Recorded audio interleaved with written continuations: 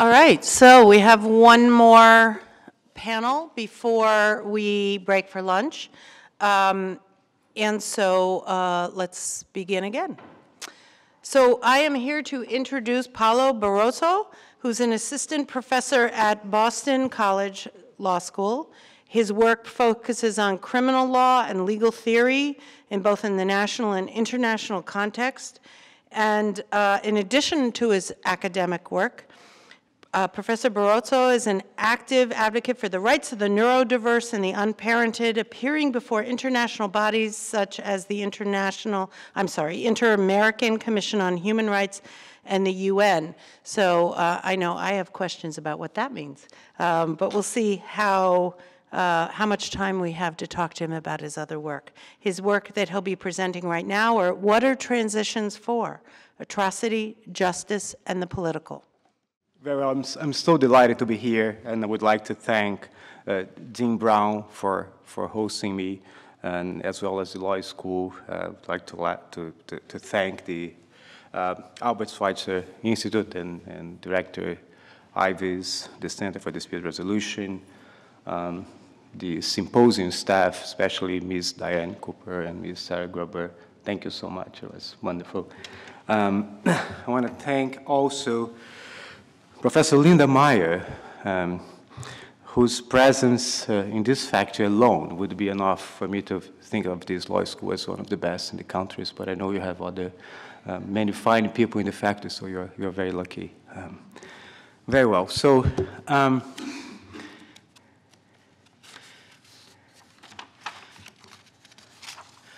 I ask a question, which is, what is transitional justice supposed to transition into? And I would like to use my time here to present an answer to that question. And the answer is that transitional justice is supposed to transition into the political with a capital P. So I will now try to make the case for why I think that is the case. Transitional justice is a complex of practices and processes supposed to help societies transition from atrocity into a post-atrocity, better future. It has also been more thinly defined as transition from a political regime to the next. Transitional justice practices and processes have embraced, in different degrees, the form of law. Law in this context has been both generative and generated in fora for constitutional reform, for demanding and receiving accounts from perpetrators, for victims to receive reparation and have an opportunity to tell their story. You may recollect what the author Isaac Dinesen once said, that we can endure anything as long as we can tell a story about it. Right? But also as fora for retributive, consequentialist, and symbolic punishment, and for the establishment of the truthful record of the past. All of this would be a very tall order for any justice system, even in the best possible social context. In societies about to emerge, or just emerging from atrocity, with atrocity's usual impact on social fabric, culture, institutions, politics, the use of justice as a transitional mechanism would seem an almost impossible proposition. Difficult as it may be, though, societies have used transitional justice mechanisms throughout recorded history, from ancient Greece through 18th and 19th century France and the United States, to 20th century Spain, Germany, Argentina, Bosnia, Rwanda, South Africa, to mention just a few cases. And transitional justice has worked sometimes, and I think it could be made to work better. But how to judge how transitional justice works? So one ideological metric is to say that transitional justice should be a transition into the rule of law plus democracy. I call this a diet liberalism metric. Legal predictability plus elections.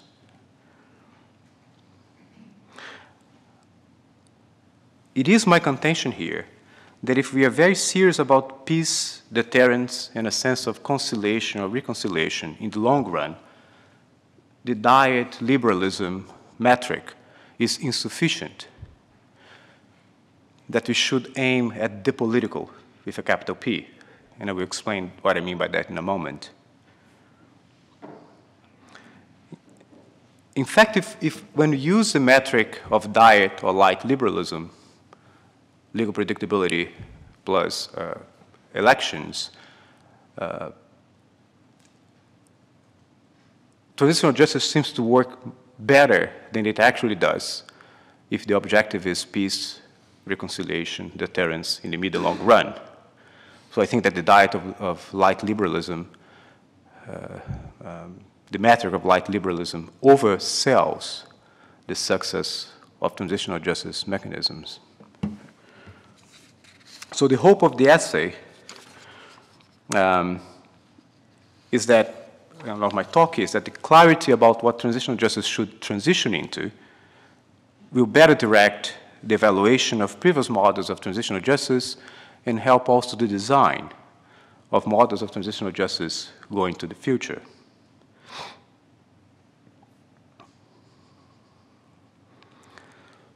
So, but what then is the political with a capital P? The political includes, but is certainly not reducible to electoral and legislative politics. And I think that the political has to count in at least two ways here.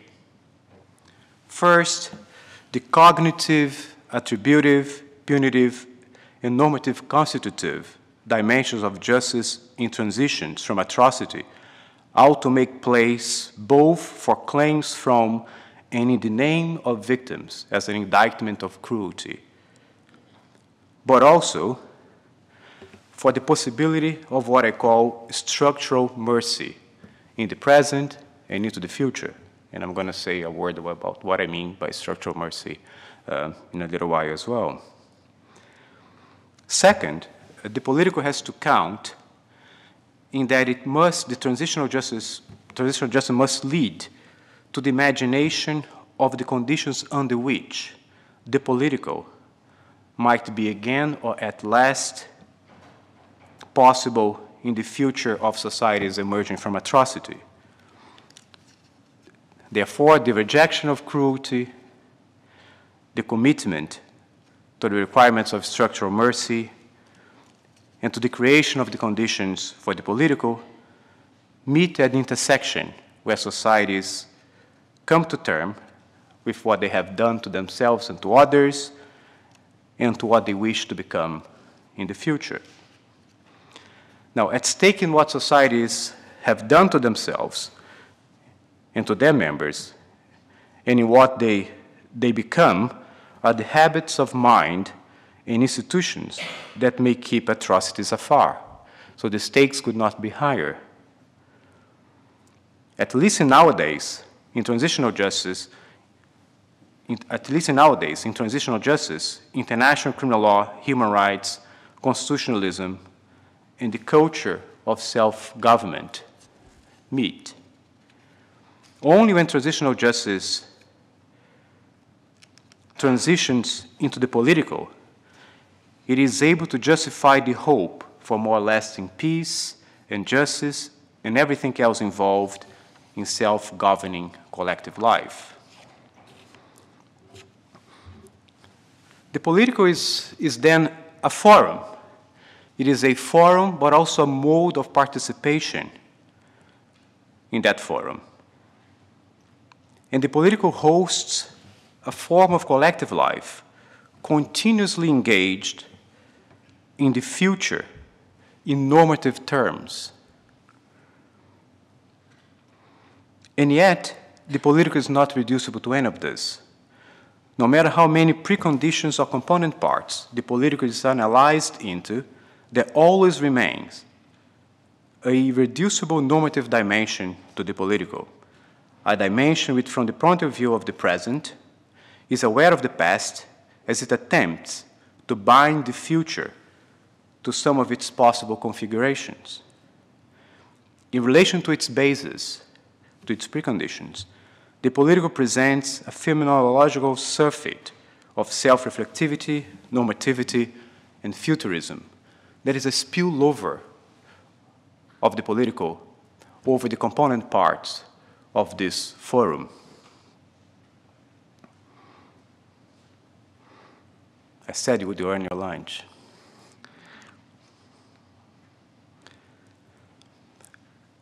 Thus, the political transmutes the potentials already present in its basis into an irreducible, future-oriented, normative and solidarity-enhancing sphere of deliberation and binding choices predicated upon and advancing equality, liberty, dignity, and justice as guarantees of access to and as the political's permanently recommitted ends. Now, let me say a word about what I mean by the basis or preconditions of the political as a strategy to further explain what I mean by that.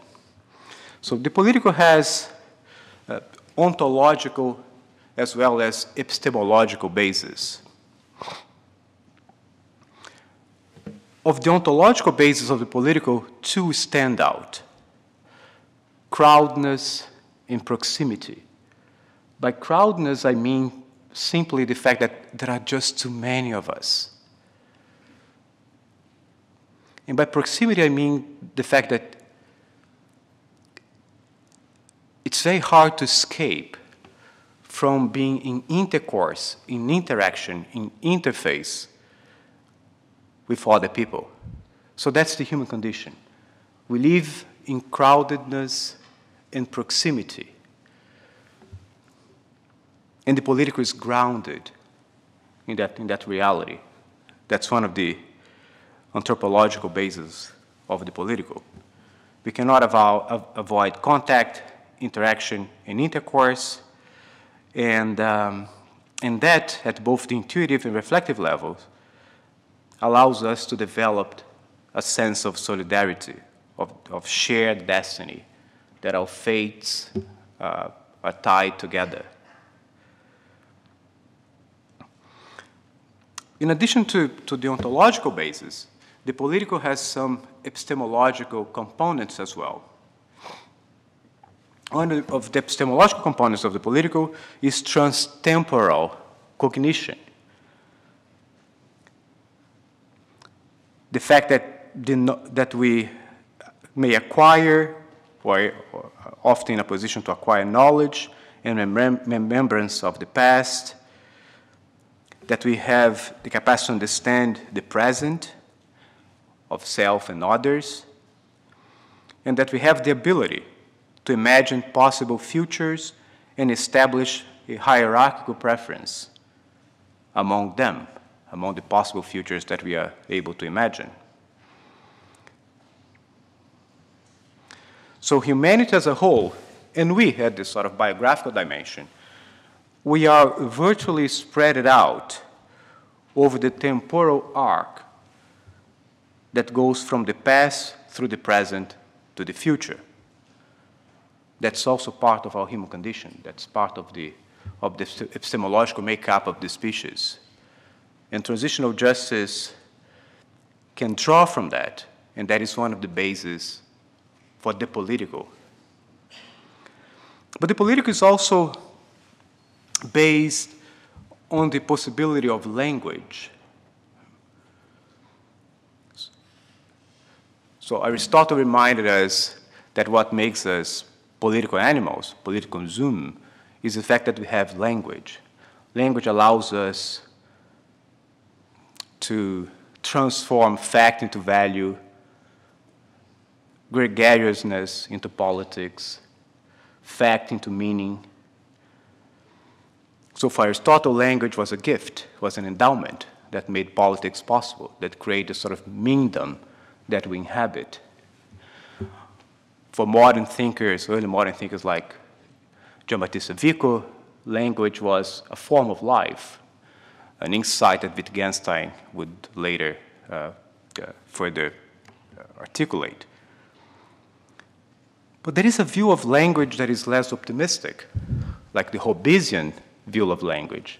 For Hobbes, language is the root of the problem.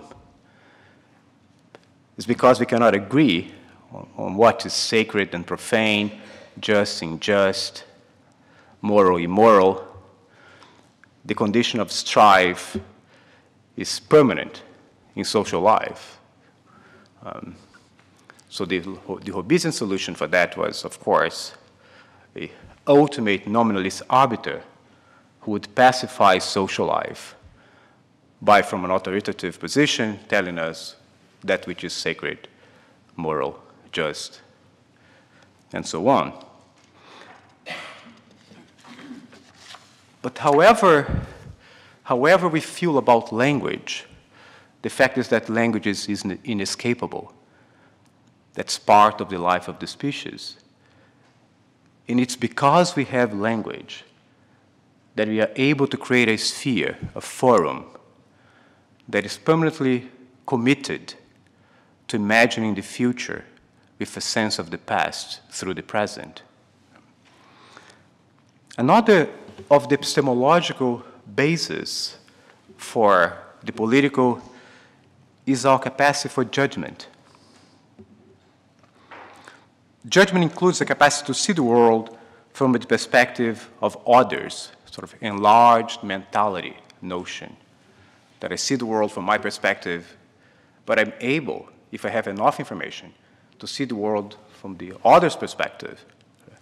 So I'm able, if I have enough information, to see the Israeli-Palestinian conflict from the perspective of those who forefront Holocaust survival, for those who forefront the lessons of justice to be drawn from the Holocaust survival, but also from the perspective of Palestinians in their dislocation, humiliation, lack of recognition.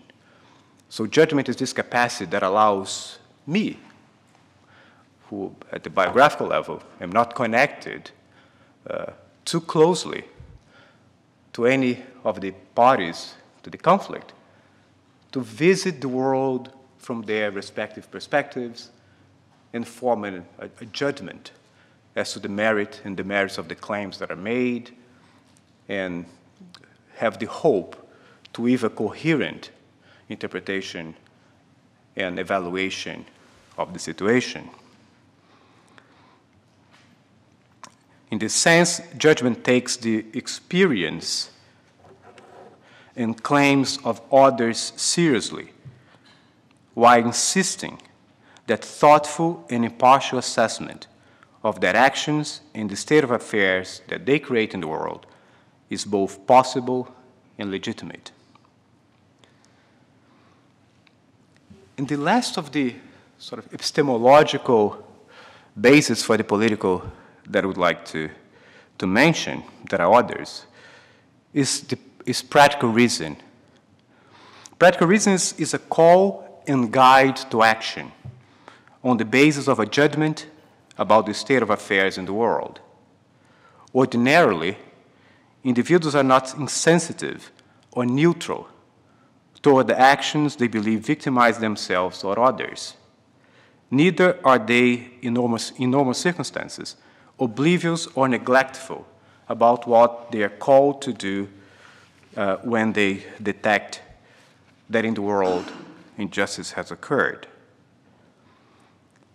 As individuals move from judgment into action, practical reason is the guide if they aspire to act and react in ways that show integrity, coherence, understanding, and responsibility for themselves and for the world around them.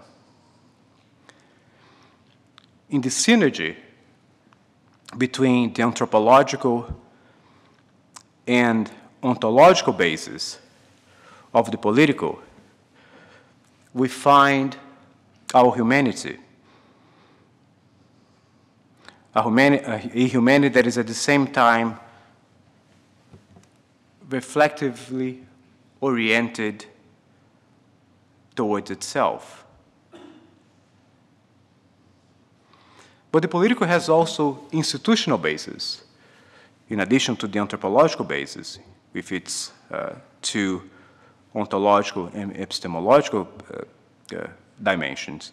The political has institutional basis. So one aspect of the institutional basis of the political is that over the course of modernity,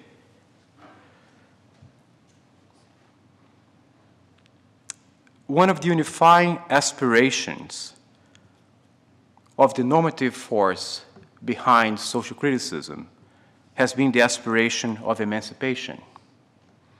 Emancipation from subjugation to depressing urgencies and relentless cycles of nature, from political and social oppression, from economic exploitation and misery, emancipation from encompassing modes of elusive consciousness, from discrimination, from unjustifiable suffering and vulnerability, emancipation from cruelty. At this late point in modern times, the emancipatory aspirations articulated in modern thought has become universal. They are now a true possession of humankind, as much as antibiotics, anesthetics, the iPad. These have become a possession of humankind, whatever their origins have been. Now, modern law, in legal form, the form of law, can never completely escape the wide and deep grip of modern emancipatory ideals. It has contaminated the form of law everywhere. More specifically, the basic legal institutions of a polity, of a country, are not the outcome of social algorithms, the mere product of the causal synergy between co-evolving social forces. They are also the product of these emancipatory ideals that have now been woven into the legal form.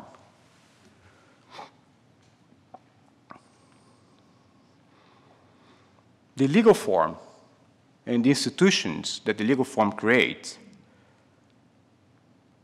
become the greenhouse where the political grows as a continuous and profoundly reflective social and cultural process that operates the translation of our mutual promises of emancipation into normative views about the future.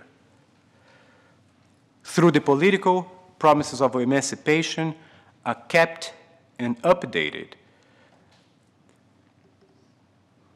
and remain future-oriented and invite imagination and reinvention all the time. In this ideal sense, the political is a continuous reflective process of imagination, articulation, contestation, refinement, enactment, and then again reimagination of fundamental aspects of collective life on the basis of ideals of liberty, equality, dignity, justice, and mutual promises of goodness. This process finds its home in constitutionalism as a process of societies come to constitute, in a reflective mode, the form of collective life that they inhabit.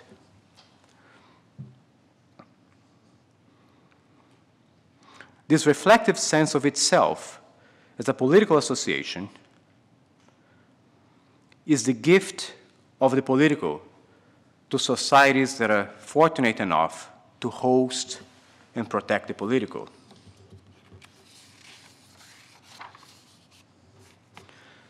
So although the political co-opt institutional and anthropological bases and elements it's never reducible fully to them. Because there is always a spillover of normativity, of futurism about the political that is made possible because we have judgment, we have practical reason, we have language, we have trans-temporal cognition. That transforms the phenomena of crowdedness and proximity into political life. The normative thesis of the paper that I have inflicted on you is that unless transitions transition into the political,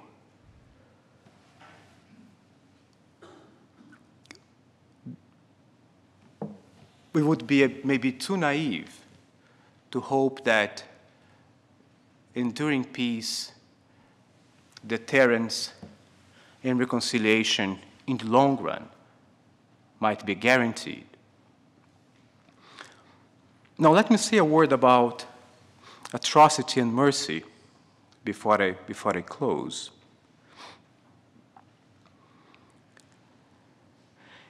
It has been the task of the political to push to the margins the phenomenon of violence in human affairs, and yet violence persists. That is the ordinary, daily infliction of violence, for instance, on the part of the state, when the state punishes, when the state wages war. And there are the extraordinary instantiations of atrocity, of violence in the case of atrocity. Now, if we are serious about atrocities, we have to understand the implication of different types of cruelty in making atrocities. So when we think about atrocities, we usually think about cruel agents doing bad things, horrible things.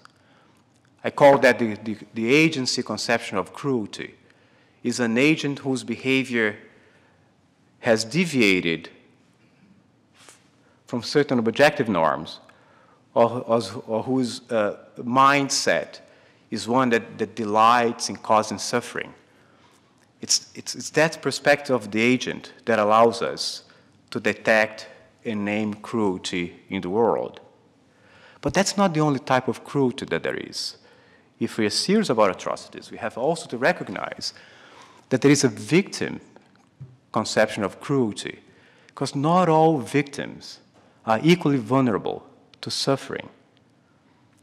There are personal circumstances that might lead otherwise legal or normal behavior to cause extraordinary suffering. And we ought to be attentive to that as well, especially in the context where atrocity shakes one's understanding of one's surroundings and a sense of ability to read the world properly. But there is yet another conception of justice, which I call justice as predicament. And here, of cruelty as predicament. And here, we don't need an agent. We don't need someone who is behind a course of action that will inflict deep suffering. We don't even need the victim to be aware or conscious of the suffering. Cruelty as predicament understands that there are structural, systemic, anonymous forms of causing suffering. And that even in circumstances where the victim is not aware, if a profound trespass over the person's inherent dignity occurs, that is cruel, even if the victim is not aware or is not sensitive at that moment, or is not sentient at that moment about his or her predicament. Now, the different concepts of cruelty implicate time in different ways as well. So the agent and the victim conception of cruelty focus on action concentrated in time and in target. But the predicament conception of justice thinks about long-term effects, long-term suffering, long-term humiliation, long-term breaches of inherent human dignity. And if we are serious about combating all the forms of cruelty, and especially the third one, more permanent mechanisms have to be set in place. And we have not invented a better one in the life of the species for doing that than the political, with a capital P.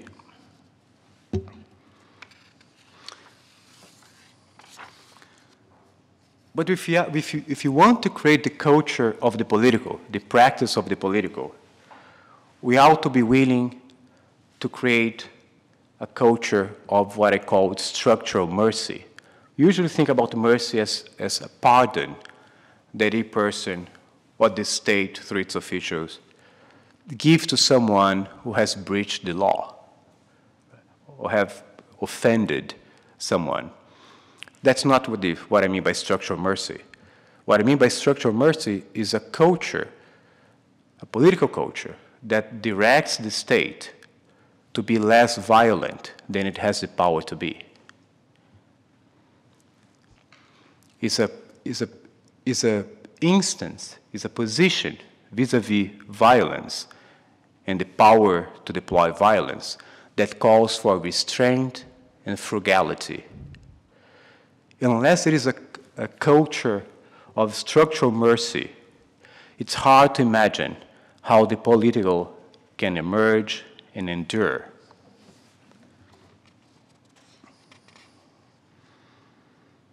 The point here is that the political perishes whenever societies fail to adopt and practice a culture of power that demands restraint and frugality in the form and amount of violence power routinely inflicts.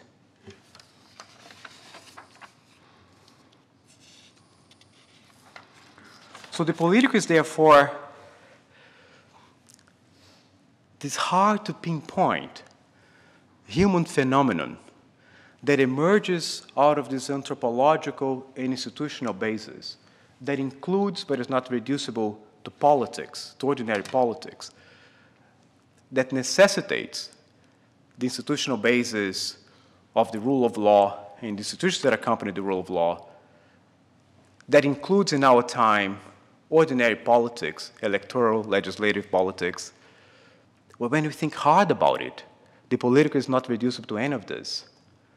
There is a spillover, a surfeit of normativity, of orientation towards the future. That is the best promise that we have for setting violence aside and for coming to terms with our proximity and crowdedness in a way that transforms threat and gregariousness into politics, that honors our humanity. When that is the case, the sociological work of the political is that of social cohesion and political self-preservation over time. Existentially and morally, for both the polity and each of its members, the work of the political, at least as long as we are crowded and close to each other as we are, is that of self-government and hope. If transitional justice is to really be a transition under justice into a lasting future of peace, deterrence, and reconciliation that rejects cruelty in the life of the political community, transitional justice ought to be a transition into the political. Okay, thanks.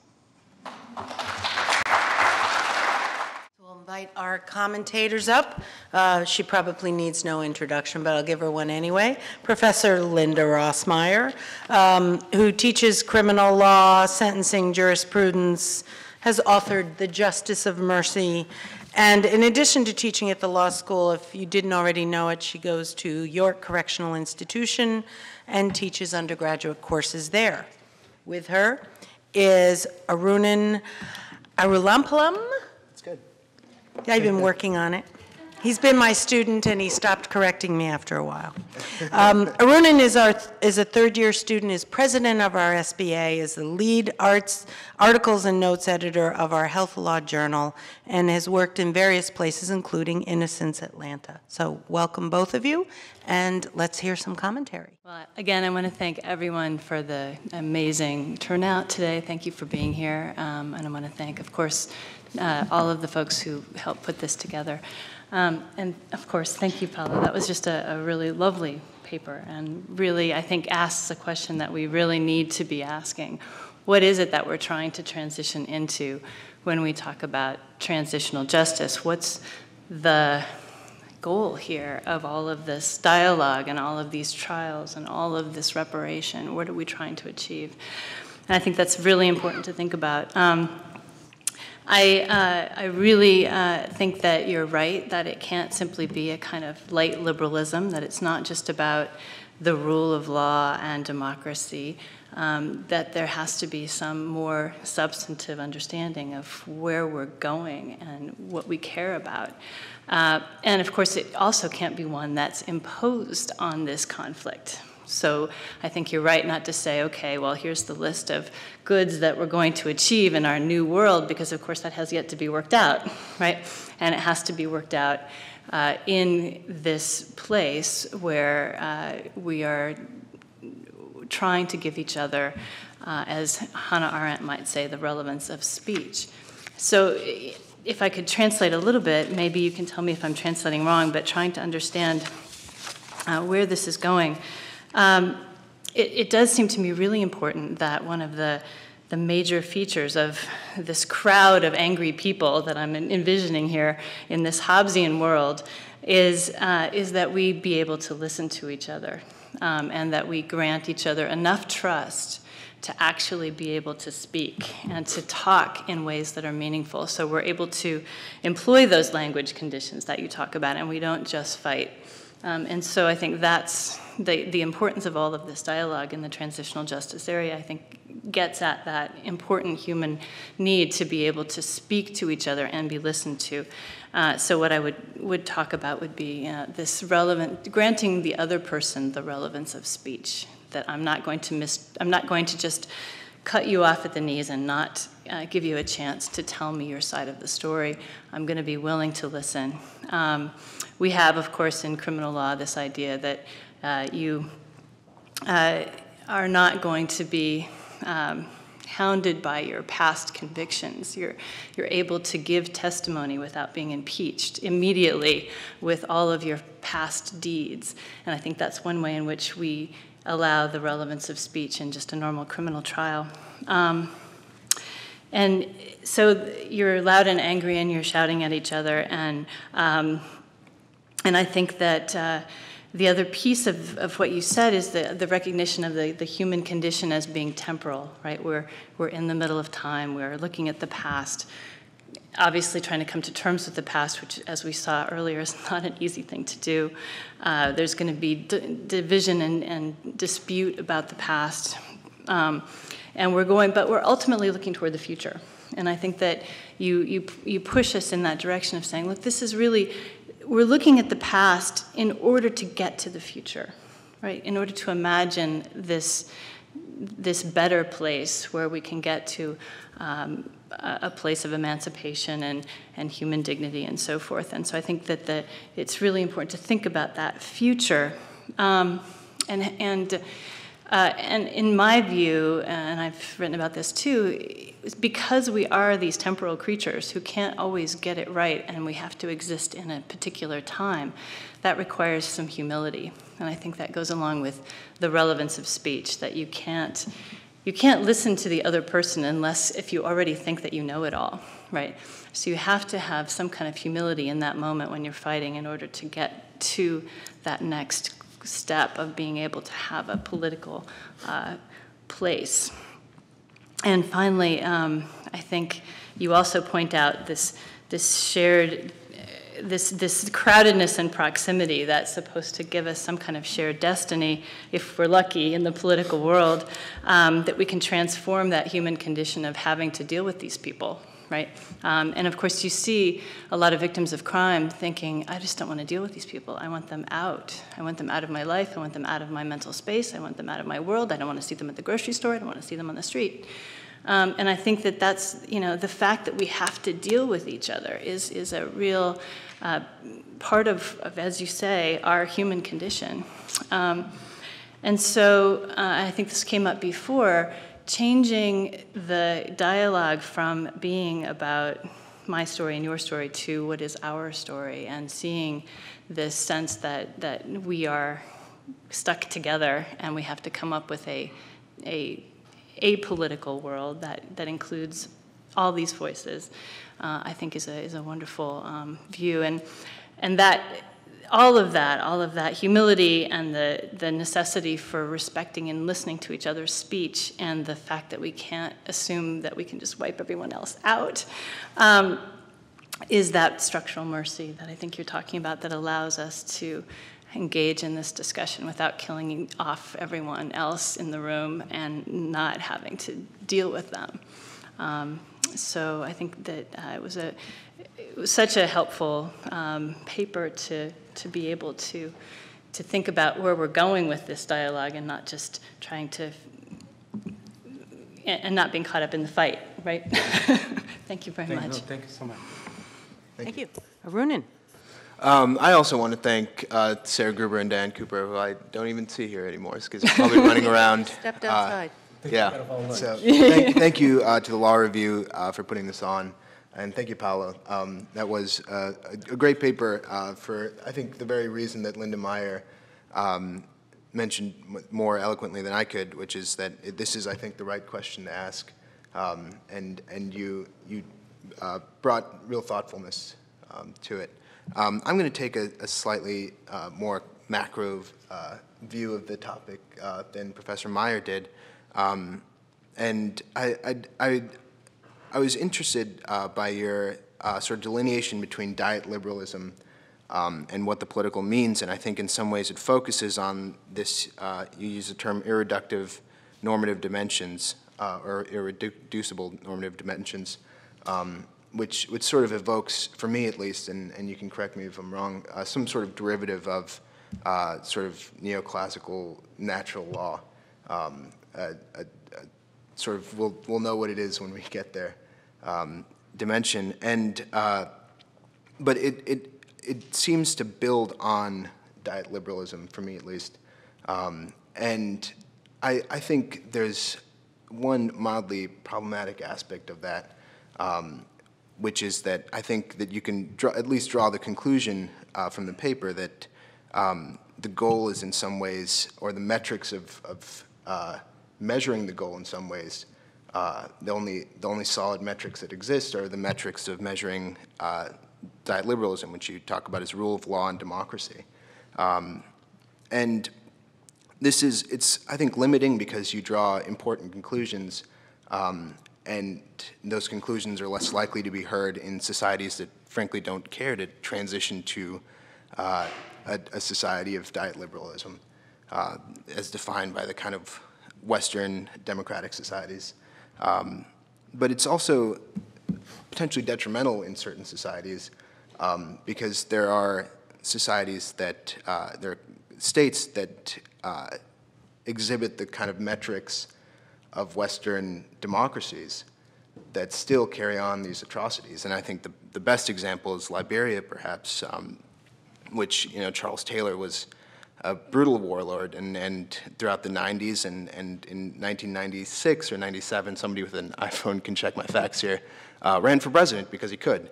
And he won in what the Carter Center called, unfortunately, the freest and fairest elections in all of Africa that year. And one of his slogans that was chanted by supporters at his rallies was, "He killed my ma, he killed my pa, and so I'll vote for him," which I hope you'll excuse the colloquialism is batshit crazy. And for me, that is an example of diet liberalism, Western liberal democracy, and perhaps a couple standard deviations away from the norm, but an important example because I think the more that those metrics are associated with the metrics of a successful transition, the more those sorts of regimes are lent some level of legitimacy. And there were conservative figures in the US that supported Charles Taylor. There's broad-based support in the international community for the Sri Lankan government right now that continues to commit atrocities. And so I think your conclusion is a good one that can be misconstrued because of some of the language affixed to it. But as a whole, I hope that you continue to flesh out this idea of what the political is and whether there are metrics that we can use without reducing the political, whether there are metrics that we can use to see what a transition looks like. And I don't know if you have any thoughts on what that transition might look like in 1990s Liberia or in current day Sri Lanka. But I'd be interested to hear. So why don't we give you a few minutes to comment, and then I think what we'll do, because lunch has been sitting out there waiting, is we'll hold questions for the final. If that's, are you going to be able to stay, Paolo? Yes. Oh, yes. great. All right. Yes. So, but why don't you respond to your commentators first? Yes, so thank you, Linda. Thank you, Arunan. This is very helpful. I hardly ever have anything to say about what to do concretely, so I will not try and change that today. But let me make two set of remarks here as a sort of first polemic reaction to your call for concreteness and the fact that the language that I have used might cause some concern in the context of diet liberalism and how it has traveled the world. And let us not forget that it has traveled the world through colonialism, imperialism, drones. So that's how diet liberalism has traveled the world. Right? We should never be oblivious of that. But I think that there are good ideas that become a possession of humankind when they emerge and cannot be reduced to their genesis. And we are entitled to take ownership of those good ideas as a possession of humankind, as well as we have to take possession of wars, genocide, Holocaust, as something that humankind has done. And I think that liberty, equality, justice, a sense of dignity are ideas that are now a possession of humankind, that they are universal. You can hardly find a claim from anyone, anywhere in the world, that does not appeal to the ideas of equality, justice, dignity, liberty, even if it is only for their sex, for their race, for their religion, for their country. But that is not that is a limitation to the integrity and coherence of those views, and not a limitation of the universal reach of those values. So I stand here as a romantic, idealist, universalist, rationalist who looks at the history of the past that has included colonialism, imperialism, and drones, and say, and yet we have come into the possession of these ideals, and they belong to us, everyone, everywhere, as much as the responsibility for the tragedies and suffering that have occurred throughout history is also on our balance sheet. Right? Now, but both of you